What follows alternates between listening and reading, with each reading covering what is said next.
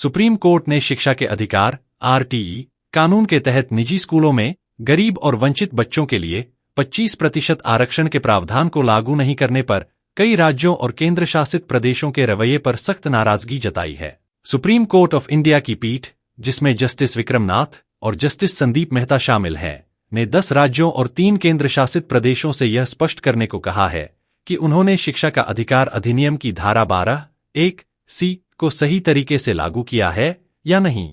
यह मामला मोहम्मद इमरान अहमद द्वारा वर्ष 2023 में दायर याचिका से जुड़ा है, जिसमें आरोप लगाया गया है कि कई राज्य इस प्रावधान को प्रभावी ढंग से लागू नहीं कर रहे हैं। यह धारा गैर अल्पसंख्यक निजी गैर सहायता प्राप्त स्कूलों में प्रवेश स्तर पर कम से कम 25% सीटें कमजोर और वंचित वर्ग के बच्चों के लिए आरक्षित करना अनिवार्य करती है। सुनवाई के दौरान वरिष्ठ अधिवक्ता सलमान खुर्शीद ने अदालत को बताया कि कई राज्यों में अब भी इस नियम का पालन नहीं हो रहा है। अदालत के सामने पेश रिपोर्ट के अनुसार पंजाब, पश्चिम बंगाल और पुडुचेरी ने इस प्रावधान को लागू करने से इनकार किया है।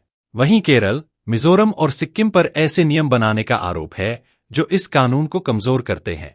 इसके अलावा अरुणाचल प्रदेश, लद्दाख और जम्मू कश्मीर ने अब तक इस दिशा में कोई स्पष्ट नियम नहीं बनाए हैं। सुप्रीम कोर्ट ने सभी राज्यों और केंद्र शासित प्रदेशों को 4 सप्ताह के भीतर हल्फनामा दाखिल कर स्थिति स्पष्ट करने का निर्देश दिया है। साथ ही चेतावनी दी है कि यदि संतोषजनक जवाब नहीं मिला तो संबंधित राज्यों के शिक्षा विभाग के प्रधान सचिवों को व्यक्तिगत रूप से अदालत में तलब किया जाएगा।